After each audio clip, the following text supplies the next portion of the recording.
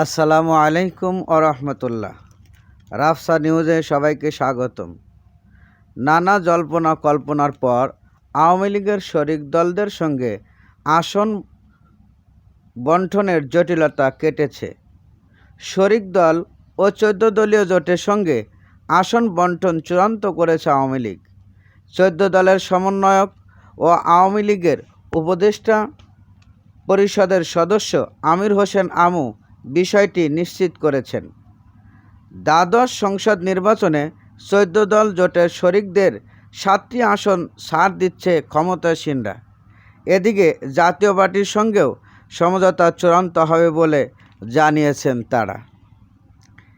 এই জোটের শরিক মোট ৩টি দলকে মোট ৭টি আসন ছেড়ে দেওয়া হবে বলে জানিয়েছেন ক্ষমতাসীনরা। এর মধ্যে ওয়ার্কার্স পার্টির ৩টি, জাসদ ৩টি এবং জাতীয় পার্টি জেপির ১টি আসন ছেড়ে দিবে। ওয়ার্কার্স পার্টির সভাপতি রাশেদ খান মেনন এবার বরিশাল ৩ আসনের জোটের প্রার্থী হিসাবে নৌকা মার্কায় নির্বাচন করবে। দলটির সাধারণ সম্পাদক ফজলে হোসেন বাদশা আগের ৩ নির্বাচনের মতোই এবারেও রাজশাহী ২ আসনে নির্বাচন করবে। সাতক্ষীরা ১ আসনে মোহাম্মদ আবদুল্লাহ বর্তমান এমপি এবারেও নির্বাচন করবে। এদিকে জাসদ সভাপতি হাসানুল হক ইনু কুষ্টিয়া ২ আসনে নৌকা প্রতীক নিয়ে নির্বাচন করবেন। বগুড়া ৪ আসনে রেজাউল করিম তানসিন, লক্ষ্মীপুর ৪ আসনে মোশাররফ হোসেনকে জোটের প্রার্থী করা হয়েছে।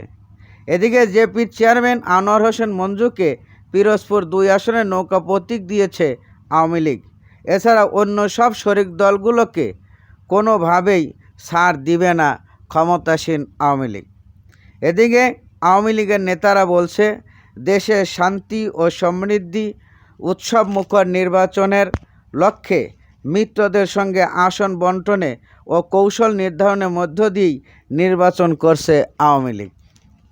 এছাড়া যেসব আসনে শরিকদের আসন ছাড় দেওয়া হবে সেখানে কোনো নৌকার প্রতীকের প্রার্থী থাকবে না, তবে স্বতন্ত্র প্রার্থীদের ব্যাপারে কোনো সিদ্ধান্ত নেওয়া হয়নি।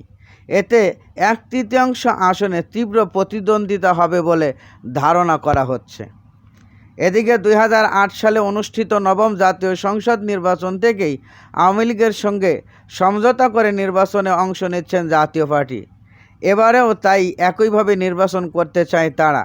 তাই জাতীয় পার্টির সঙ্গেও আসন বণ্টনের সমঝোতা চূড়ান্ত হবে বলে আশাবাদ ব্যক্ত করেছেন আওয়ামী লীগের নেতারা। বর্তমান জাতীয় পার্টির আসন আছে ২৩টি। আসন্ন দ্বাদশ নির্বাচনে তারা আসন ভাগ চেয়েছেন ৫০টি।